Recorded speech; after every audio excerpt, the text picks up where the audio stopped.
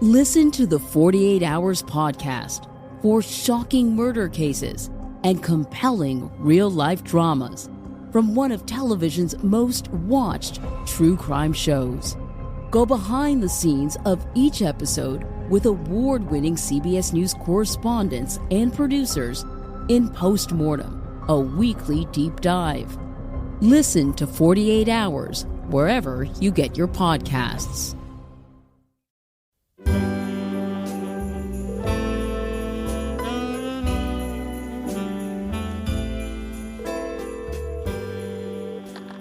Christine, please don't hang up. I know I'm probably the last person you want to hear from after I ran away to the big city, but when I saw you hanging Christmas lights with Roger, I got scared. The tinsel and decorations from my work's holiday party is nothing like what I experienced in Nostalgia Town with you. I know now the true meaning of Christmas is our love. If you'll have me, I want to spend the rest of my life making it up to you. It's a Christmas miracle! I'm going to march into the holiday party and tell Mr. Manager that I quit. Then I'm on the first flight back to Nostalgia Town with you. I love you too! I'll see you shortly.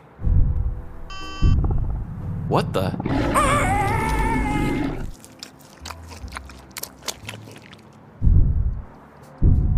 Oh hey, I didn't see you there. Sorry you had to witness that. I'm sure you had a great Christmas love story unfolding, but he sort of picked the wrong place to have a big holiday realization. How rude of me. I haven't even introduced myself. My name is Stuart. I'm a non-denominational holiday cryptid. Basically, my soul lies dormant on regular days, only allowing my physical form to materialize during holidays. Hanukkah, Easter, Oktoberfest, you name it. I even had Columbus Day for a little over 200 years, but everyone challenged its legitimacy. Oh well, that one made me feel a little weird anyway. As a young bloodthirsty sky beast, I used to do my part with population control, feeding on the innocent, and causing destruction. But recently I've just been really into podcasts. Ever since I discovered how good indie podcasts are, I've spent every holiday that I materialize catching up on all my favorite shows. And being a bit of an anomaly myself, I'm a sucker for weird and interesting content. Oh, looky there. My first holiday story is finished downloading. I can share an earbud with you if you'd like to listen with. Let me just sweep these entrails out of the way so you can have a seat. There we go. This first story is from a couple of goofballs that go by Live Laugh Larceny, a true petty crime podcast. They specialize in taking dumb criminal headlines and turn them into cheesy, overly dramatic short stories. It's very different, and the sound effects kill me. Here's my other earbud if you don't mind putting that in. It's a perfect fit! Let's press play and see what's in store for this year. All the Florida people in Wellington like Jesus a lot. But the Grinch, Danielle Santino, who walked past it, did not. Danielle hated Christmas and religious belief. Please don't ask why. Her and the Lord just had beef. It could be, perhaps, that their bells woke her up every morning. It could be that she found their sermons to be boring. But I think the most likely reason of all is that her religious tolerance was 2 sizes too small. But whatever the reason, their sermons or bells, their shouts to the heavens made Danielle feel like hell. Staring across the street with a biased, Grinchy frown, a new lawn ornament appeared for the people to gather round. For she knew every member of the center across the street loved that their religious statues were the first thing people would see. Christmas was yesterday, she snarled with a sneer. They had 25 days of their incessant cheer. Then she formed an idea deep in her asshole brain. That celebration must be stopped. Not another single day. For tomorrow I know all the Wellington people will loudly sing hymns of praise to the steeple. Oh, those ancient songs, all those songs. If there's one thing I hate, it's those songs. They'll stand close together with the pipe organ blaring, feeling very uncomfortable in the ugly sweaters they're wearing. Still singing.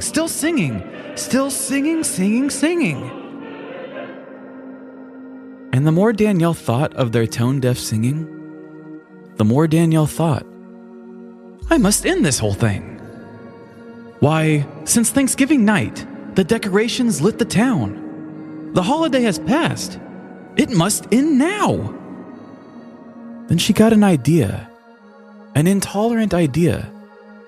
She got the most wonderful, intolerant idea. I know just what I'll do. Danielle laughed and she swayed. I'll kidnap baby Jesus. I'll take him away. It's September 26th, she grinchily said, as she put on all black and slipped a mask over her head. She walked softly and quietly as she approached the manger. Joseph and Mary stared in fear at the sight of the stranger. I've heard a lot about you, baby Jesus, she shouted with glee. Now get in the bag. You're coming with me. As she attempted to pick up the sweet baby Lord, her motion was stopped by a tight safety cord. You think that will stop me? Danielle said with a chuckle, as she cut through the rope and threw that baby in her duffel. Her feet ran across the street with the Holy Spirit in tow, knocking quietly on the window of her good friend, Fernando. What do you want? Said the voice of her friend. I brought you a late present. Now please, let me in. Danielle began to explain. Fernando held out his hand. Some people accept Christ in their hearts, but I've got him in this bag. I appreciate the gesture, said Fernando, but you stole. I'll accept this gift out of politeness, but you should probably go. Danielle left without a fight, escaping into the night. No longer would the center be merry and bright. But as the sun rose above the center on December 27th, in walked Pastor Marty, the 377th. He unlocked the worship hall with his old creepy keys. He filled his watering can with holy water to water the holy trees.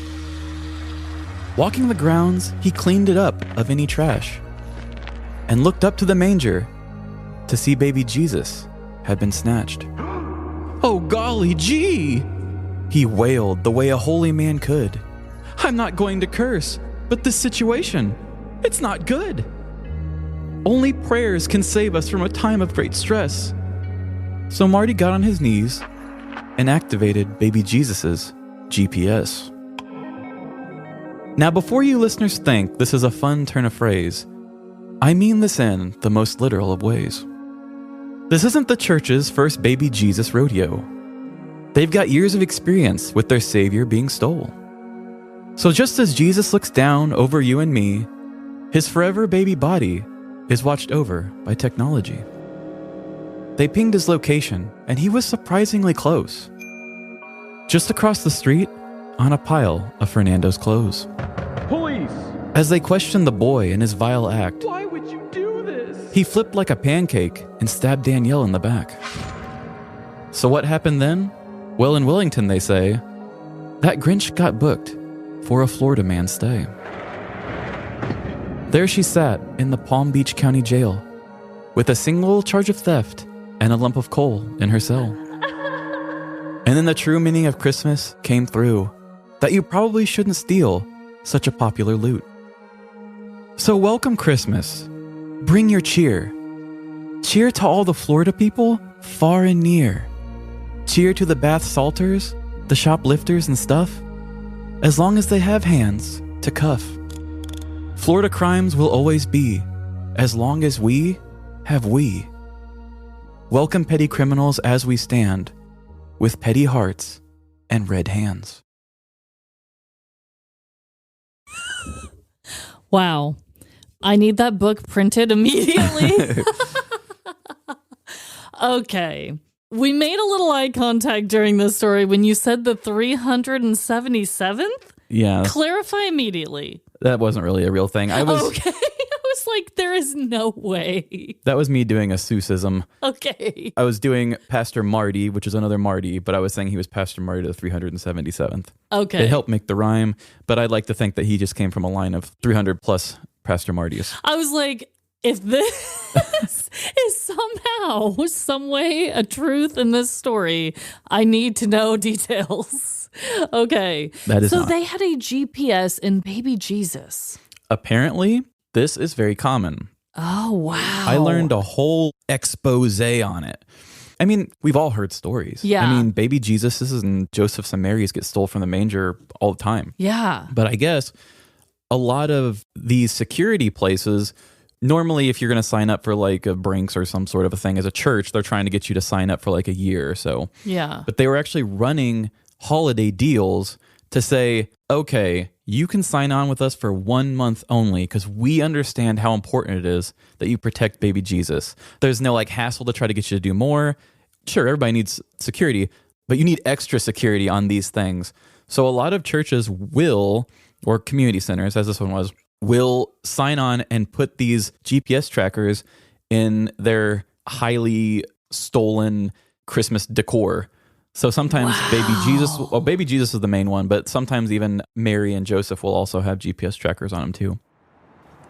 Whoa, what a twist on a holiday classic. Here I am, some grotesque creature who literally ate a human in front of you, and I can't even fathom the kind of evil that comes from a Jesus thief. Huh, well, I guess there's no rest for the wicked. I only have so many hours on this holiday, so the show must go on. I don't know how you feel about history, but I've got a great historical true crime podcast hosted by sisters Lindsay and Madison. Together, they form the podcast Ye Olde Crime. This show is full of strange historical facts, crime, and laughs. It's a great bit of nostalgia for a centuries-old being like myself, but it should serve as a fun learning experience for you. Hello and welcome to Ye Olde Crime, where we discuss the funny, strange, and obscure crimes of yesteryear. I'm your host, Lindsay Valenti, and with me is my sister and co-host, Maddie Stengel. Hello. Hi. How's it going? It's going. Yeah. This episode comes out the week of Christmas. Oh, Merry Christmas. Merry Christmas.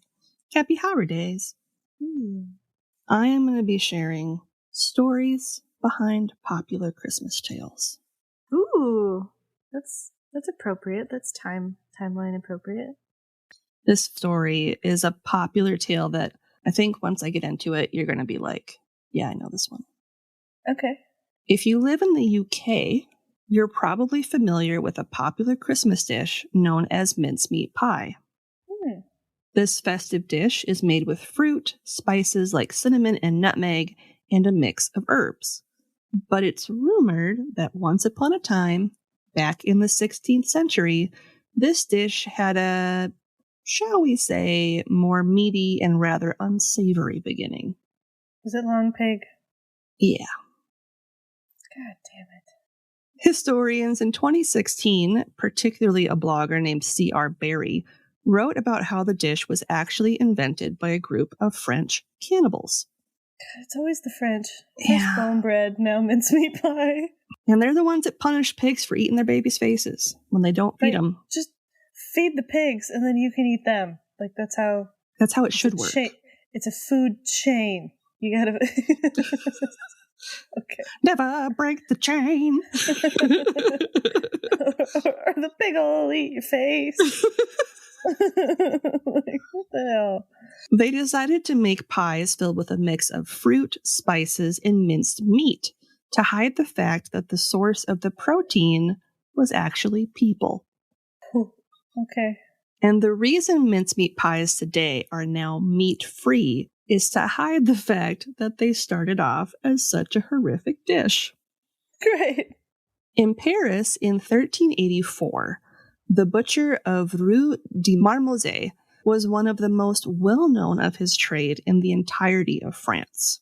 Dang. Of his wares, his pâtés and meat pies were what sold the most. People from all over the country would travel to Paris just to try them. Mm-hmm. Even King Charles VI reportedly came to sample his wares. Uh-oh. BFD. Like, super exclusive. Mm-hmm. He's the Guy Fieri of France. Yep. Yeah, there you go. I was trying to think of a Dives, Diners, and Drive-Ins joke, but I couldn't think of one. Well, next to the butcher shop was the town barber, who had a large number of patrons and was particularly popular amongst foreign students who were in the city to study philosophy. No. Mm-hmm. It's said that when he would find himself alone with one of these foreigners, his hand would occasionally slip, and he would slit the throat of the unsuspecting student before they were sent down a chute into the basement, a basement that he shared with his neighbor, the butcher. So this is now Sweeney Todd. Yes. Yes. Okay, got it. The butcher would then proceed to chop, grind, and mash the body until they were at a consistency where they could be the key ingredient for one of his famous meat pies.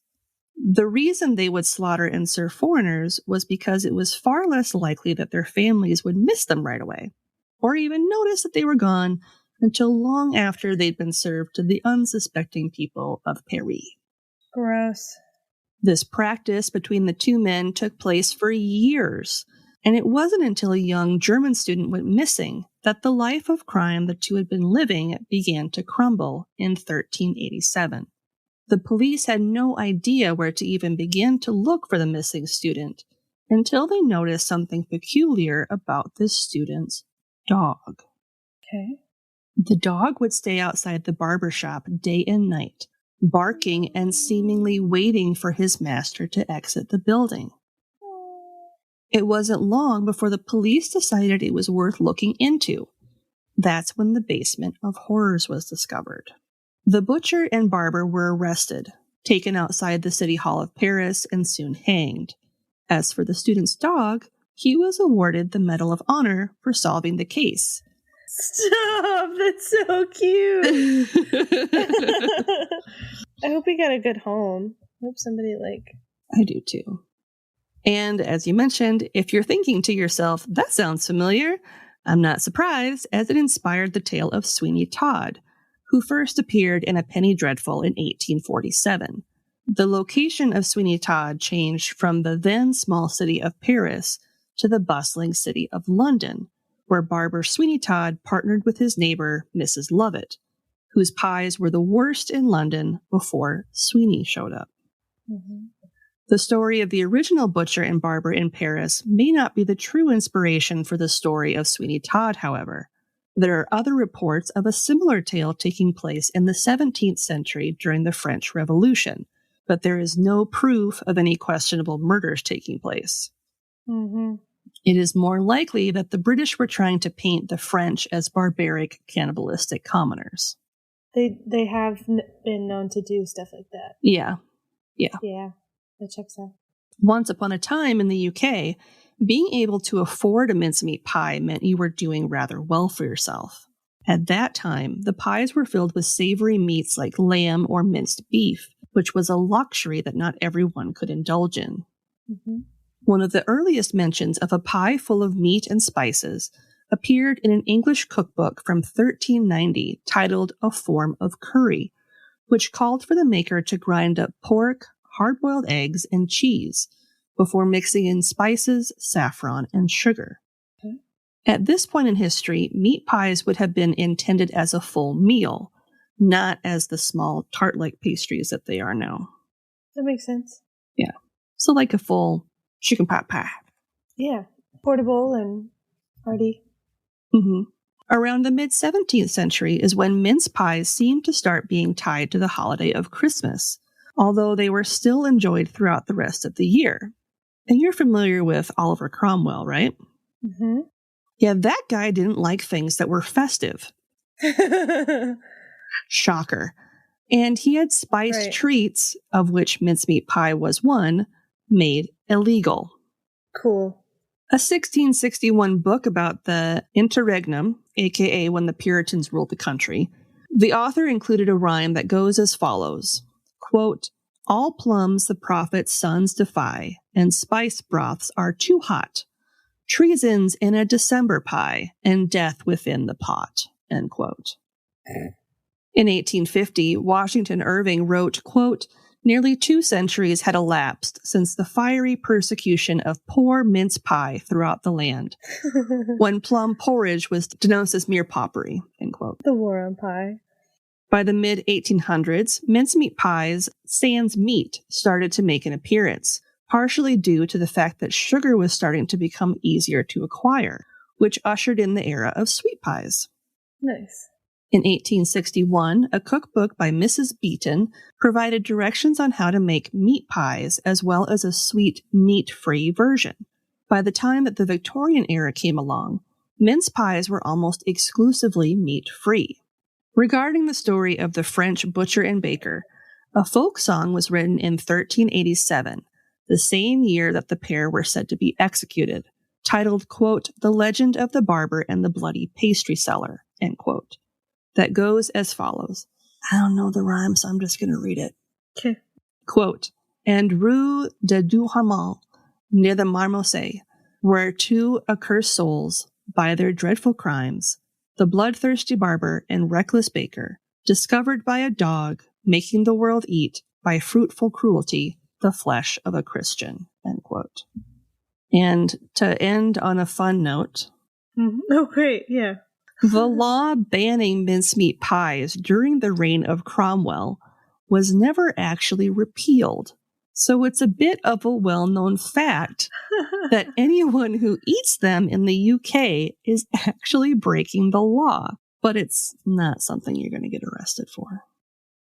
On that note, as always, I'm Lindsay. And I'm Madison.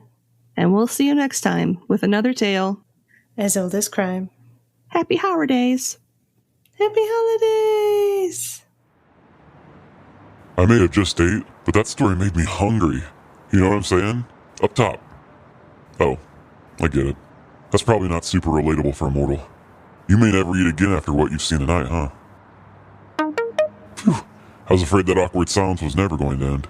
Good thing there's plenty of indie podcast content to keep you calm and keep me distracted from my hunger. And there's no better listening distraction than the delicious duo of Alicia and Sierra of Twisted and Uncorked. These ladies always deliver the best of serial killers, cults, conspiracies, or the paranormal. It looks like this is all about the history of Ebenezer Scrooge. I'm going to go ahead and press play. I need to distract myself from those human meat pies. A Christmas Carol became particularly popular as well because of the time it was released in.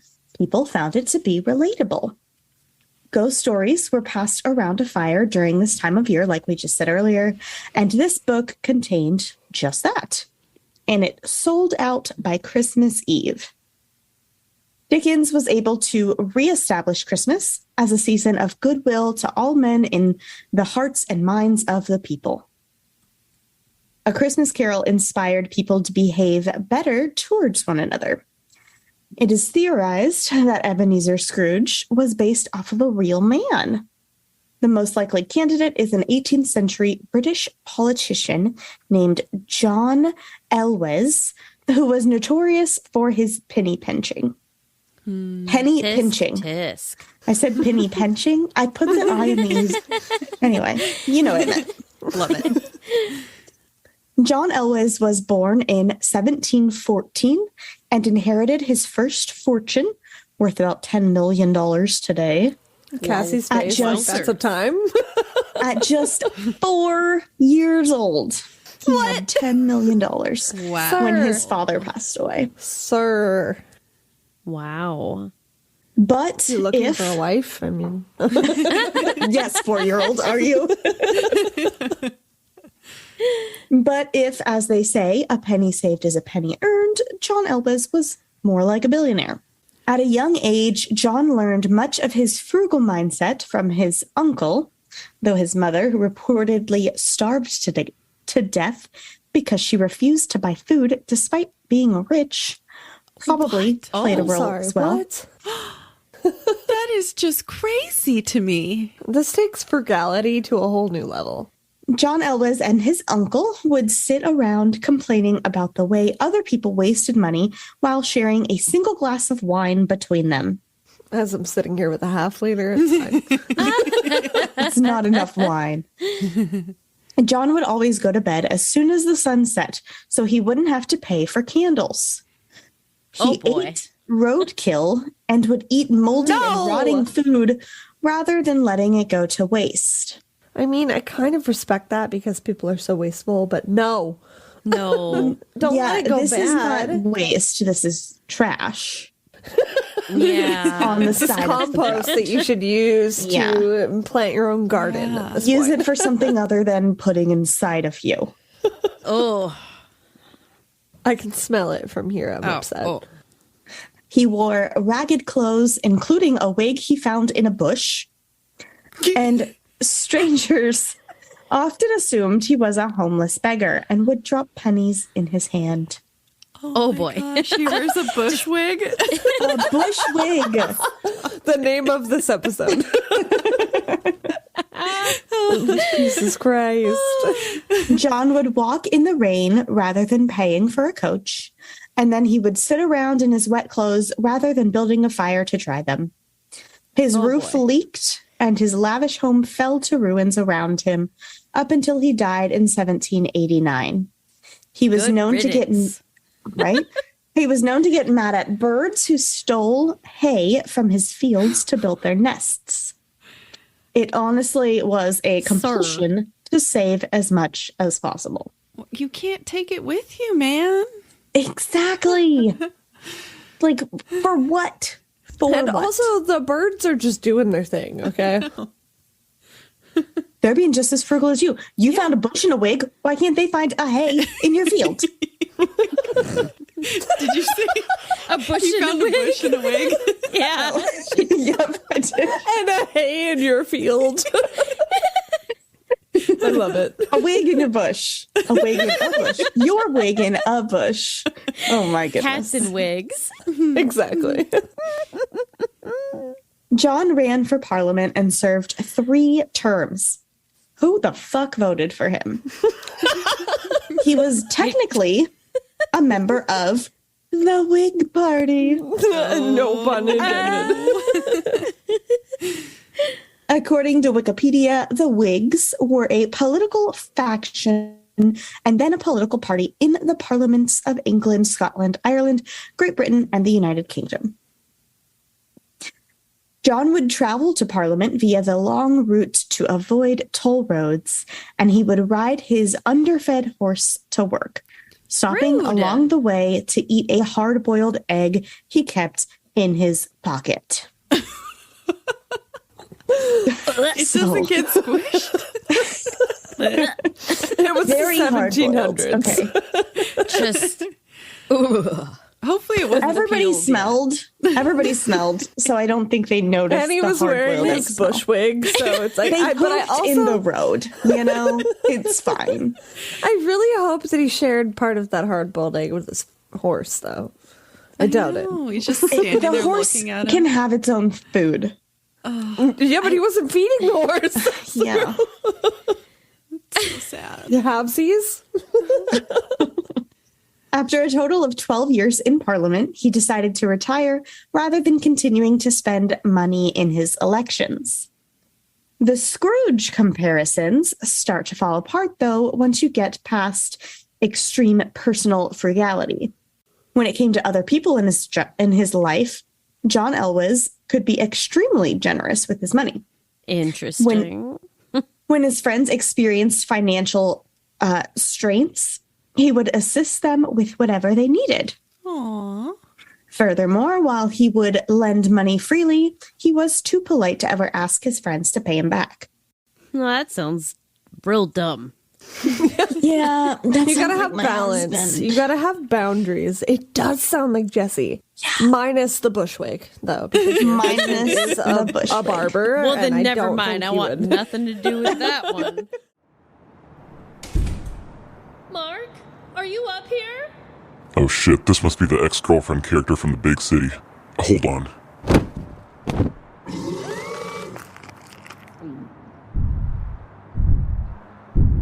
Ugh, sorry about that. Honestly, after the whole egg in the pocket story, I wasn't really hungry. But we still have a couple of stories left to go, and I hate when people interrupt my podcast. You may have noticed some other voices in that last story. It turns out that story was a Christmas mashup between Twisted and Uncorked and another great show, PNW Haunts Homicides. Their show is hosted by Caitlin and Cassie, and they specialize in all things true crime and paranormal, mostly happening around the Pacific Northwest. Actually, I have a few cryptid cousins that roam those forests. And the hits keep coming. This story from PNW Haunts and Homicides is also from the same mashup, so you get to hear a little more of the Twisted and Uncorked ladies in this clip too. Consider that my little gift to you. It looks like we're going to learn about a murderous dentist in this one. He had quickly become a pillar of that small town community. Always. Pillar to killer. He was more than just a respected businessman in Roseburg, though. He held memberships at the Elks Lodge and with the Roseburg Monthly Music Club. Oh. Yeah. It sounds very wholesome, but I feel like you're gonna shatter it. Pretty much. He was married to an attractive and dutiful woman, and the couple had 3 young boys. On the 13th of July that same year, Dental, yep, that's his name. Totes. Might as well be. Yeah. I was going to say, is that actually his name, though? Because that's why he chose that profession. Yeah. Dennis Russell was hired under the pretense of Dr. Brumfield needing assistance with removing some tree stumps from his property. Were they tree stumps or were they bodies? Good question. Okay. Dennis was a well-liked and unmarried man, though he was not known for his wit or intellect in particular. So obviously it wasn't going to be difficult for the doctor to disguise his true intentions. And in this case, the truth is certainly stranger than any fantastical, fictional tale I could have imagined. Ooh, say that 3 times fast. Yeah, no kidding. Love this as a prelude, though. Yeah, absolutely. You see, the image that Dr. Brumfield had projected to the community of a wholesome, prosperous, and all-American family was indeed, at least in part, a fabrication. For you see, the good doctor did find himself in a bad habit. Oh, in a bad bit of money trouble. Oh. I was like, oh no, a bad habit. Oh, a bad habit. I got a bad habit. Well, killing people usually is a bad habit, but... Yes. Arguably one of the worst. His plans for Dennis lied in using his corpse to fake his own death. Exactly. Dennis! Yeah. Oh, I was really hoping he was just going to be an accomplice. Yeah. That would have been probably Dennis's preference, but... Poor Dennis. No. R.I.P. Dennis/dentist. Yeah. He had a $30,000 life insurance policy and had also taken out 2 separate loans from Roseburg banks. Insurance schemes, as one might surmise, he may have already learned, were a far more lucrative way to make a quick buck than any other occupation. He'd actually already previously received payments for homes that had been burned to the ground. So this is our wholesome dentist who's just, lighting shit on fire. He's just a huge con man. Wow. Yeah. Pretty wild. The handyman Dennis had been offered a bottle of moonshine when the doctor arrived to pick him up at his home. In hindsight, it probably would have been a good idea to hold off on the day drinking until after he'd finished his work, blowing up tree stumps clean out of the ground with dynamite. But, of course, Dennis didn't have the benefit of knowledge that the moonshine had also been laced with some sort of sedative. So, questionable choice? Sure. Oh my gosh. So he just starts drinking it before work. Yeah. But you got to feel bad for the guy once you find out what's next. When Dennis had succumbed to the power of the tainted spirits, Dr. Brumfield took him about a mile down the road in his personal vehicle, and not for a picnic, to bludgeon him with the .30 Remington semi-auto rifle that he had also packed up for this errand. Oh my God. Why are you bludgeoning with a rifle? Yeah. You realize that's a gun, right? I mean, I'm not going to tell you how to murder somebody, but I feel like you did it the hard way. just like, come on. Yikes. There's such an obvious cheat code here. 100%. Yeah. Oh my God. Well, I mean, guns are Rosebud, loud, so- Rosebud, Rosebud. No. Yeah. Oh, poor Dennis. I know. I was really starting to like him. I know. I was really starting to become attached. Making a second stop further along the road, Dr. Brumfield shot Dennis twice with that same rifle. Even in a rural community, gunfire could draw attention, so he quickly sped away from this second location, which Roseburg is still pretty small here in Oregon, like compared to a city like Portland. So I was kind of surprised. I was like, why are you so worried about getting caught? Like, isn't everybody just out shooting guns like pew pew? Mm-hmm. Yep. Pew pew. Old time westerny. Yeah, that's what they sound like. So, in my experience, yes, which is 0. So he just drove away? Like, well,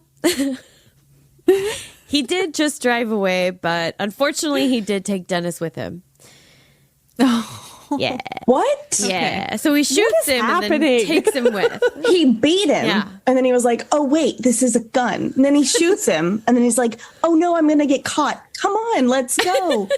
Why? I don't. Sir. Yeah. I think probably at this point, he wasn't really asking Dennis nicely. He was probably just shoving him back into the trunk. But who knows? Oh, poor Dennis. I'd be like, fuck you. No. Yeah.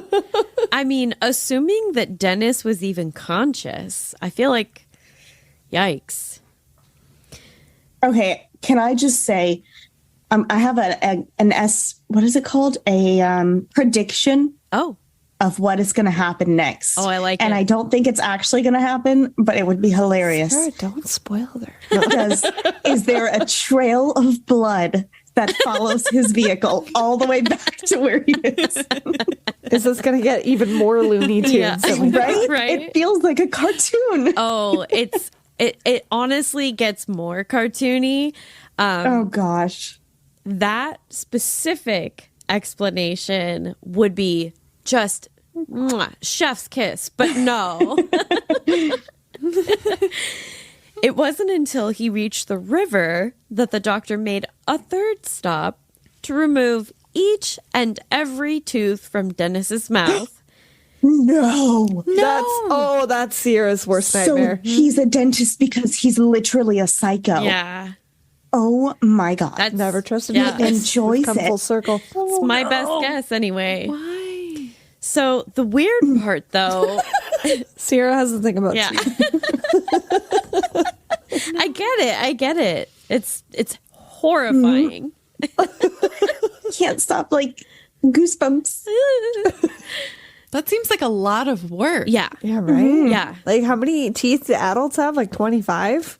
He may have had up it's to 32. 32. Yeah. Oh. It's 32 with your wisdom teeth, 28 without. Okay. I'm one of the weird. I've never stopped to count my teeth, but I'm glad you knew that off the top of your head because that wasn't even close. I'll tell you why after we're done. I'm going to message you guys how many teeth I actually have later. Perfect. If you could just take a quick count and get back to us, that'd be great. Doing some research here. Yeah, absolutely. Oh, no. Well, it gets weirder, though. And that's just on this third stop before we move on to more weirdness. There's levels and layers. It's like an onion of weird criminal activity. He then threw those teeth into the current of the river. Why? What was the point? It's making a I guess to get rid of DNA. Yeah, dental records. I mean, there's nobody's testing DNA back then, so I was kind of thinking the same. It's 1921. I forgot what timeline it was. Exactly. But couldn't they still identify people by dental records back then? I don't think that you could really identify someone by dental records back then because, at least in part, I think that they use your x-rays when they do That's that. true. Right. Yeah. That is I think the most that they knew was if they have a gold tooth, they must Right. have money. Right. I think we're dental records. Just like somebody looking at a dead guy's mouth, like, yeah, that looks like those. Make them bite Jesus something and Christ. then make the dead person bite Oh, something. yeah, the bite is the same. Yeah. Well, That's we my bad, guys. obviously cannot do that here. He has No. a 0 teeth. Oh, goodness. Yep. No. So, Highway 99, which normally I would say this may sound familiar to local listeners. I don't know if you have any listeners in the PNW. Probably. I hope so, or I'm not representing very well. But on Highway 99 is where he pulled over yet again to place his signet ring on the man's finger. Now that's what I call a cliffhanger. Putting his ring back on his victim? Is this a calling card thing? Or is he trying to disguise the victim that passes him? I'll have to send you with the full episode on that one so you can see how it ends. It looks like our final story is done downloading. I know you've heard a lot about messed up stuff this evening, but how about hearing from a podcast called That's So Fucked Up? Wow, that was unusually loud traffic. The final show that I have downloaded is called That's So Fucked Up, and is hosted by Ashley Love Richards. She covers all things bizarre and all around, well, fucked up. Hopefully you can stomach one more holiday story. That's fucked up. So, you guys, this is Ashley Love Richards. You know me, I'm your host. And today I am joined by one of my audio engineers and friends for over a year and a half. We have been on this ride together for a hot second. It's been a great ride, too. Who are you? My name is Gatris Monique Perdue. I love that rhymed. Thank you. I know. Yeah. So I Googled Christmas cult just in case. And wouldn't you know that I found something super fucking weird. So I found this thing, Gatris, called the Gracias Choir. Gracias Choir. Yeah. But the leader of the Gracias Choir and the Good News Mission and the International Youth Fellowship, aka the IYF, well, he's originally from Korea and only speaks Korean. He has an interpreter with him at all times. But I swear to God, he just made all of these different names to throw people off because it was so hard to figure out what the fuck was going on here. So a shout out to our researcher, Elizabeth, for really digging in and finding out what was going on here. Because I just said, I don't know, really. And then she looked into it, and then I looked into it more, but she just found a lot of really great information because I was like, what the fuck is going on here? Sorry, dang it. And his name is Gracias Choir. His name is Oksu Park, and he was born in June of 1944, which makes him 79 today. He founded a choir called the Gracias Choir. Okay. Which is just like a little bit confusing because of the Korean origins. Yeah, and it's the thank you choir if they were somewhere Spanish. A Spanish-speaking country. Exactly. I can see why you're thrown off. Yeah. Gracias to your researcher. Right? I mean, thank you. Gracias means I love you. No, it means thank you. I think most people know that. Yes. So Oksu Park was born in June of 1944. He was a student at the Sansan Middle School, which is where he was connected with the WEC International in England, which was the Worldwide Evangelization for Christ. Good stuff. Uh-huh. So I actually just watched a really good documentary on HBO. Okay. It was called Savior Complex, and it's about a woman who starts a missionary in Uganda when she's, I think, about 21 years old, and starts a refeeding program for malnourished children. And basically, I don't want to give too much away. The mortality rate at her facility, it was in the same ballpark as at real hospitals, because sadly, about 1/10 or more of children who get malnourished end up dying as the end result, sadly. And she had this facility running, but she would wear a stethoscope and sometimes a doctor's coat. She had no medical training whatsoever. Never took a fucking EMT course. She was running this center for, I don't know, half a dozen years or more. And she had doctors and nurses around who were trained medical professionals, but they interviewed a girl who had volunteered there, and other people that they interviewed too said that she would just step in and be like, no, this is how you do it, telling the doctors and nurses to do something this way when she doesn't know what the fuck she's talking about. That sounds about right. She's got some kind of complex, huh? You can say that sounds about white. I know what you wanted to say. Oh, you knew it. Yes. Well, let's be honest. It's white missionaries for the most part going over to Africa a lot of times. Yes. Because God put it on their heart. And don't get me wrong, some of it is good because, you know what? If you want to do good, give them money, help money flow into their economy. Not so much just hand over the money to the government, because unfortunately, many governments are very corrupt. But if she had all this money flowing in from donors, she should have been giving that to the hospitals in the surrounding areas that have real doctors and medical facilities. Exactly. But she definitely seemed to have, a savior complex, which is the name of the documentary. And everybody's like, why are you going off about this right now? Because she was a missionary, and the Worldwide Evangelization for Christ was an interdenominational mission agency that focused on evangelism, discipleship, and church planting to share the gospel cross-culturally. That's what I don't like. Keep your gospel to yourself. You want to go help people in third world countries by donating some time or money, food, whatever. But don't go force religion on them. Especially while they're suffering. And it seems like the only way they're going to get that help is if they convert to what you want them to convert. Right. Listen to me talk all day long about this, and then maybe I'll feed you. No, exactly. It's you get the help, but with a side of Christ.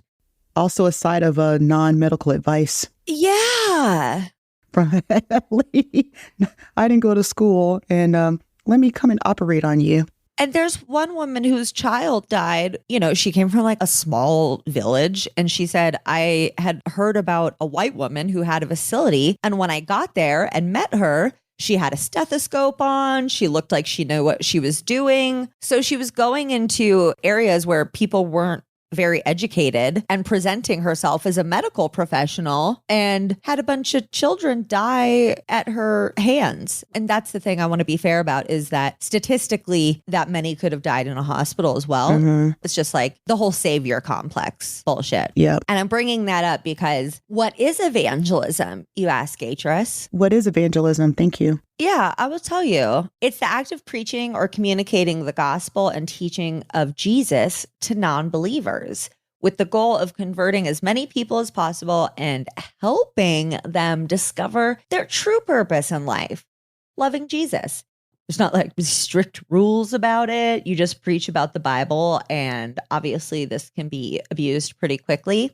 And I found these adorable evangelical twins who run a for-profit mission business.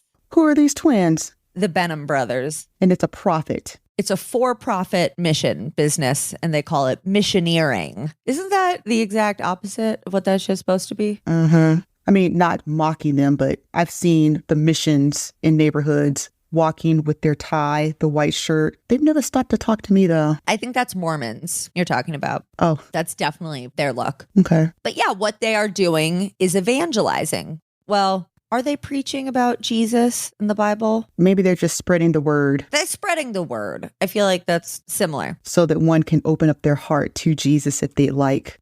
I've been to church a couple of times. Yeah, no, I've been a couple times. Yeah. It's all right. Mm-hmm.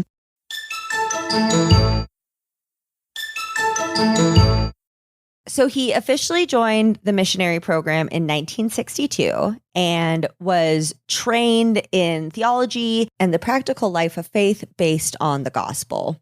Aksu does mostly public speaking and sermons to preach his gospel, and he has also written 38 books related to Christianity. Okay. Where does one get the time to write 38 books? I can't imagine they're that good. He's fired up about the Lord. But also, Stephen King writes pretty amazing books, and he's written a double crooked S ton. That's just for you, girl. Thank you. Cricket letters. And now he's dedicated to spreading his gospel across the world for everyone to hear. It's an important note that his ministry is seen as a cult in South Korea, where he's originally from. Also kind of culty. He thinks he's a prophet, so, whatever rolls off his tongue is the truth. Ugh. It's always kind of interesting when somebody's a prophet. It's weird how they think the world should be a certain way. And that's weirdly exactly how Jesus thinks. That the world should be a certain way? The way that they think, Yeah.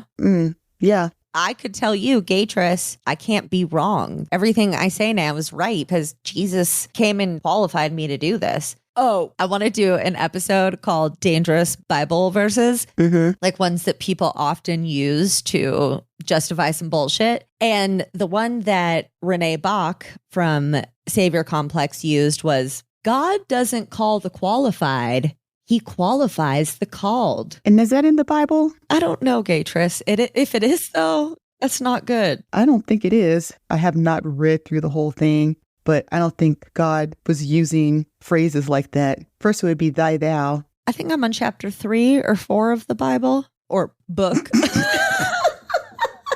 on chapter 4. I was about to say, I think it's by the books. Ooh. I've been learning about the Bible now for, 8 months. Yeah. And I'm still. But I do know what you mean by that, because when people get married or they're like, honor thy husband, my husband, he's cool, whatever, but honor and listen to everything he says. No.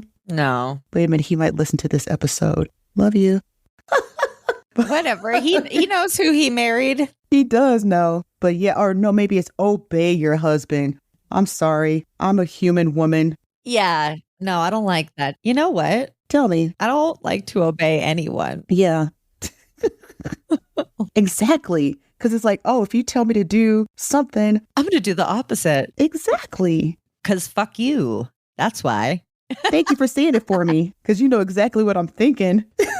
Yeah, I know. I see you, and then I just say what you want to say. Exactly. Thank you. I got you. We're symbiotic at this point from working together for so long. Bam.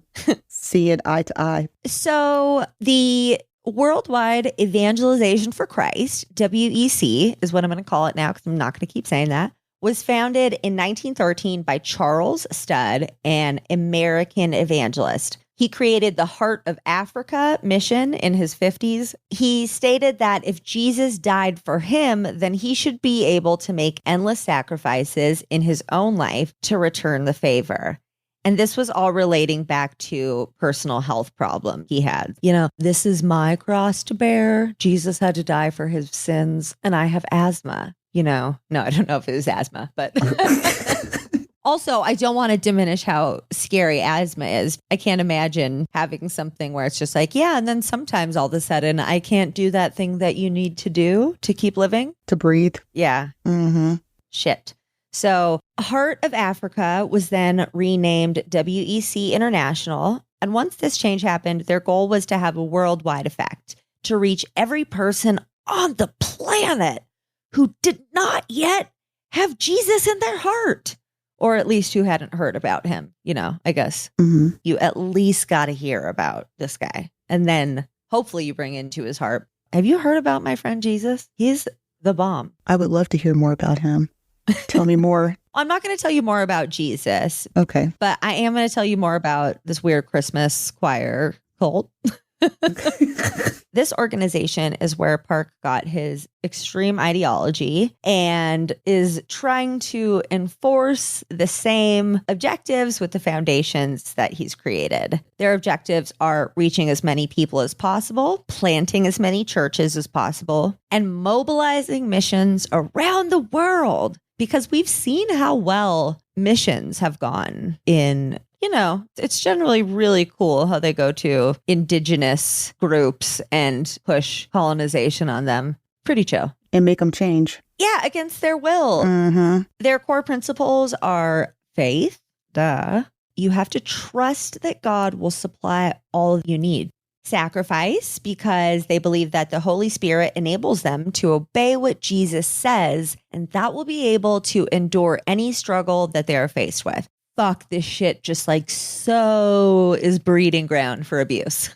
Sacrifice. Yeah, you can endure that. And it's because it's a part of God's plan. Holiness, the Holy Spirit lives inside of them and allows them to honor God in all that they ask, say, think, and do. Fellowship as well. Their belief in Jesus makes it so that they can work together as a team regardless of any other differences. It's just hey, put that misogyny or whatever aside because we're here for Jesus. And we're going to enjoy working together. In theory. So the Good News Mission was founded in 1972, and they run several churches in South Korea and also send missionaries abroad. There are now over 350 Good News Mission churches around the world. They are independent Baptists, which are generally fundamentalist Baptists. And if you guys know anything about the IFB or the independent fundamentalist Baptists in the United States, they are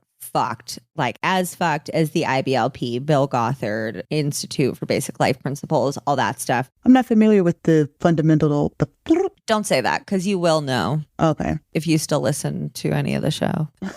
You should listen to the fundamentalist segment, though. It's really interesting. Or you should watch Shiny Happy People. I did watch Shiny Happy People. Okay. That's the IBLP, Bill Gothard. Oh, snap. Okay. So the IFB, Independent Fundamentalist Baptists, are very similar to the IBLP. So if these are independent Baptists, aka fundamentalist Baptists, coming to do missionary work at your place of living, that's fucking terrifying. That's not even a super benevolent kind of Christianity. I'm sure there are missions that are a lot nicer, but I would assume that this is a pretty fucking intense one. Mm-hmm. It was started from the faith of forgiveness of sins that Pastor Oksu Park received by the grace of God. Lucky him. Facing poverty, coldness, and hunger, he received the great dream and the promise of preaching gospel all around the world. And Gatris, guess what he uses to spread his message? Tell me. The Christmas cantata choir. Oh, okay. And that's what makes this a Christmas cult. I wouldn't have guessed that. I should have guessed it, though, but that was a good one. No, I mean, how would you have guessed it? It's pretty fucking out there. Let's be real. Mm-hmm. So the Gracias, or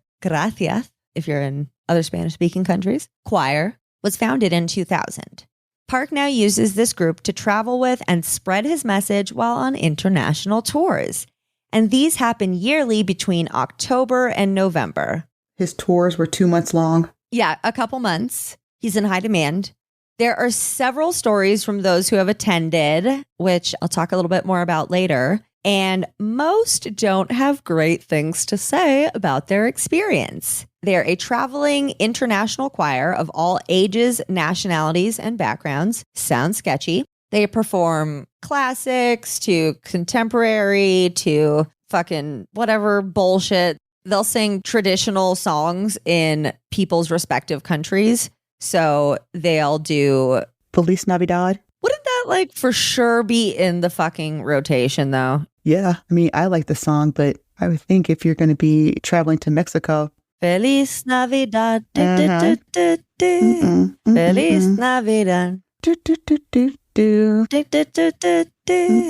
Feliz Navidad. Feliz Navidad. Prospero on your y felicidad. I wanna wish you a happy Festivus. I wanna wish you a happy Festivus. From the bottom of my heart. Boom. Okay, that was really fun. Christina, that was beautiful. I was going to say, you said that they were in high demand. I wonder if they're selling out Invesco Field for $900 like other people were. Never mind. I don't want to go there. Girl, you better be careful. I know. I'm not. You best watch what you say. Hey, I respect her. She's smart. You better not go a step further, Gatris. You're going down a dangerous road right now, okay? Let me tell you. Don't have them Swifties after me. Shoot. Okay, so when I hear this scares me because I was in a choir that I quit because the director was so mean, and it was actually a class for credit. And me and a handful of other people went to someone else in the department and said, you please have to let us out of this class or let us do something alternative because he's abusive.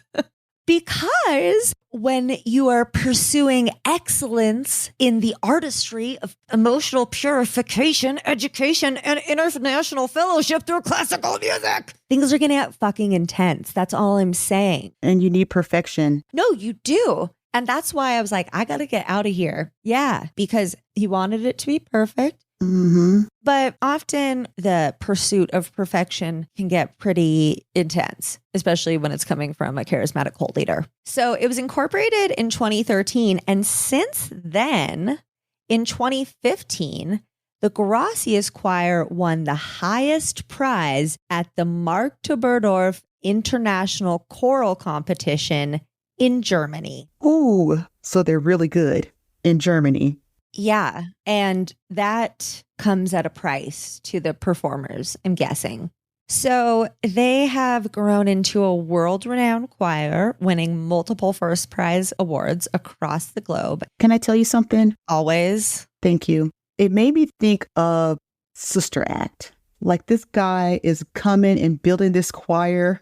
Except for Sister Act was fun. I haven't seen Sister Act in so long. Yeah, they were a choir put together and then they end up winning the competitions. And you're saying that the Garcia choir leader...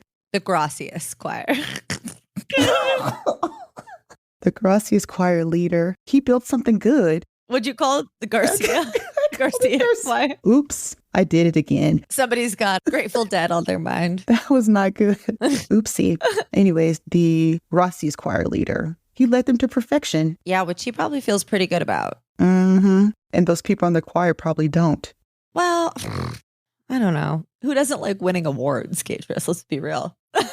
This is true. But at what price? Exactly. So they provide classes and education for music-related programs around the world, and they engage in charity concerts and promote non-governmental cultural exchange. You guys know that I'm the first one to say, be wary of the government, but also be wary of people who are like, hey, fuck the government. Come over here. We have the answers. Like, you know, balance. Mm-hmm. Buyer beware. And then there's the International Youth Fellowship established in 2001 and like some bullshit mind control thing, raising leaders with global insight through youth education, activities, and realistic solutions to problems in the global village. It just sounds like, oh, we're raising leaders. It sounds very sketch, culty as hell. Yeah. So a lot of these experiences are from Reddit, so I can't totally verify them, but let's pretend that I could, because I did reach out to somebody who did not get back to me. Wait a minute. These are experiences of people that were in the choir? No, people who attended. Oh, okay. So we're getting their reviews. Yeah. Okay. So one woman said that her and her boyfriend attended the Christmas cantata and that they had received free tickets from their landlady. The show was at the beginning of October, which is weirdly early for a Christmas show. Mm-hmm. And apparently the show started with a clip about the choir itself and how successful it was. And then it turned into a life lesson about how awful the recent shootings have been, specifically the one in Las Vegas. It then circled back around and said that their show had perfect timing because they were there to bring people hope again after such tragic events. Following the video, a man came out on the stage and welcomed everyone and says why they're all there, which is obviously Jesus Christ. But, you know, it's somewhat typical for a Christmas message. Then they do the actual concert, and it was broken up into 3 acts: the birth of Jesus, several Christmas stories, and a musical performance.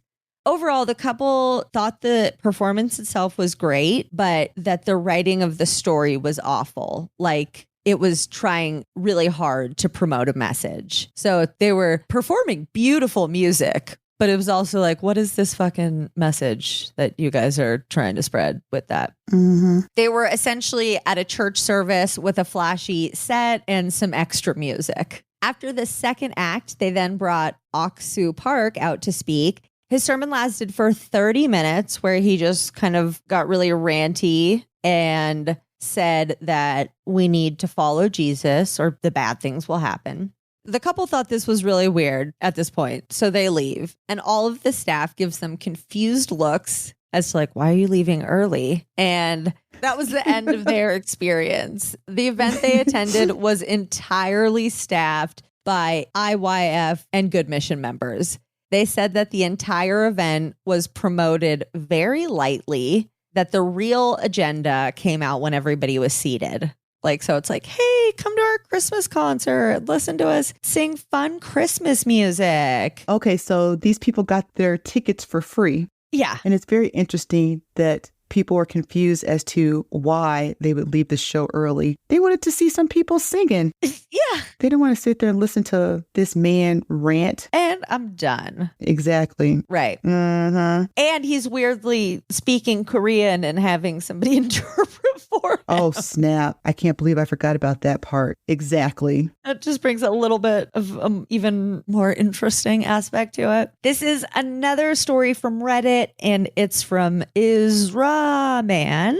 They asked for a shout out when we asked for permission to use the story. So what's up? Thank you for letting us use your story. Whoop, whoop, shout out. This person was a part of the IYF Good Mission cult for 6 years. So it's some reviews and some in-house experiences. First-hand account. Yeah. They helped manage and organize the events and even became a spokesperson because she spoke Spanish. She says that she saw some sketchy stuff going on under the surface. Park made the group do commitment offerings on top of normal tithing done in Christian culture. And this was used to fund events.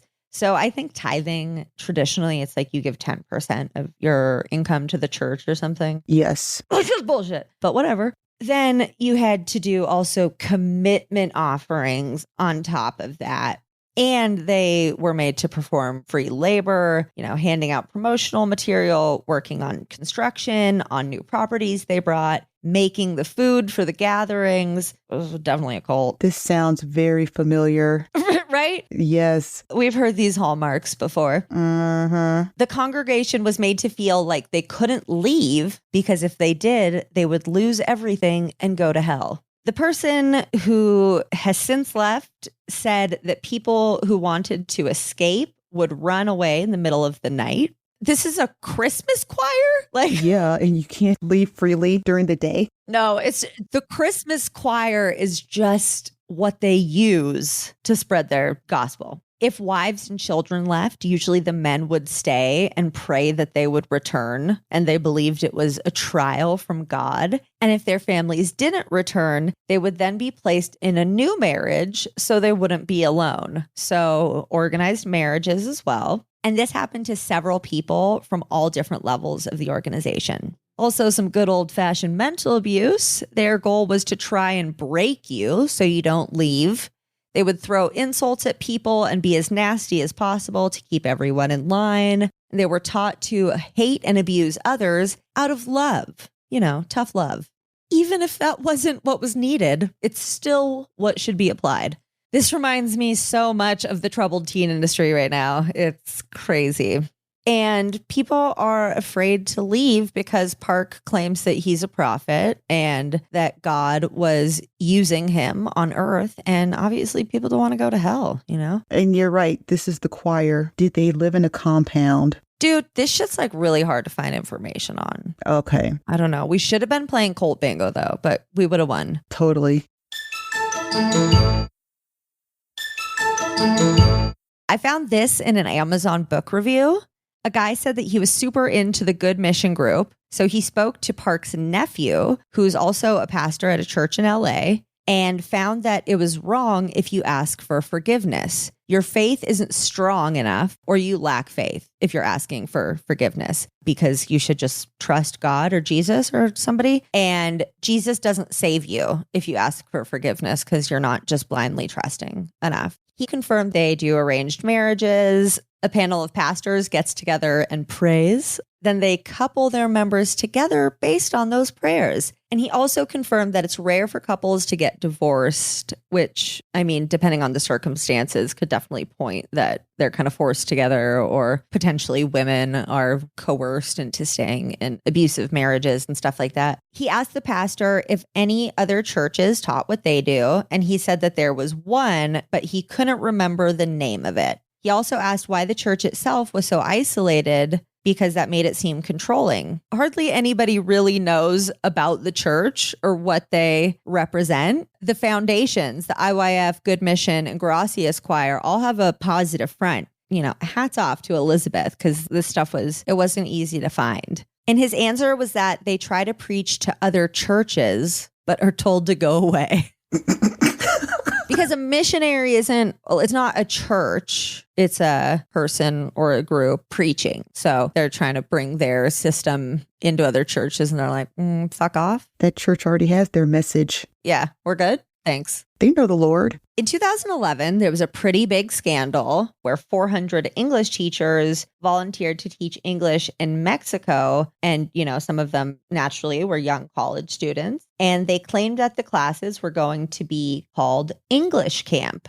Instead, they were religious lectures, mostly talking about sin. And these classes were guarded by security, and anyone who tried to leave was prevented from doing so. Participants who were late were forced to do physical labor or have some sort of physical punishment. So they would generally have to perform excessive exercises instead of learning. And one of the college students who went to teach said that she was the victim of a scam.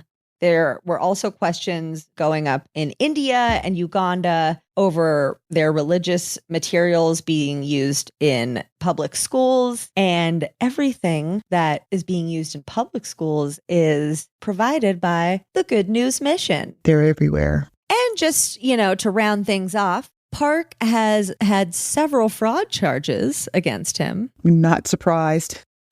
Right? In 2017, it was said that he sold fraudulent over-the-counter stock to his 800 church members, and that he also took in an unlawful profit for a church. So, you know, the pastor can make X amount of money, but he's like, mine, it's mine.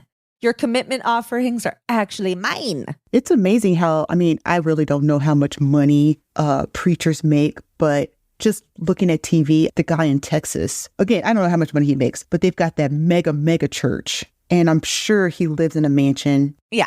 They want you to sacrifice. Members, you sacrifice. You go without. This is a test, blah, blah, blah. Yeah. But look at me. Hey, you, come over here, free labor. That's a tale as old as time. Yeah. Fix my hot tub. Go add another wing onto my house.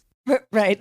Mm-hmm. In 2017, his estimated fraud amount was $21.8 million. God dog. Weirdly, every case that has come against him has been dropped. The Supreme Court stated that it is hard to regard Park as an accomplice because, you know, the cases keep getting dropped. That couldn't be coercion. What? Other suspects in his fraud case were given jail time of 2 to 3 years, along with several years of probation. That's also so often how it goes with cult leaders because they have other people do the dirty work. But overall, Park was found not guilty. He's a prophet. So, Gatris, that is the Gracias Choir Christmas Cantata cult. Good grief. That really changes my opinion on a lot of holiday concerts I fly past. It's wild how you humans hide evil within your most sacred of establishments. Kinda makes it hard to trust anything you see in this world. Well, it looks like my time for this holiday is coming to an end. There's only an hour left in the day, and I see a packed Taco Bell drive-thru with my name on it. I see no point in eating you too, especially after all the great podcasts I shared with you. So let's not let these shows go to waste. Why don't you pull out your phone and subscribe to them all before you leave? Now, if you'll excuse me, I've got a little holiday feast of my own to have. Good luck explaining this to anyone!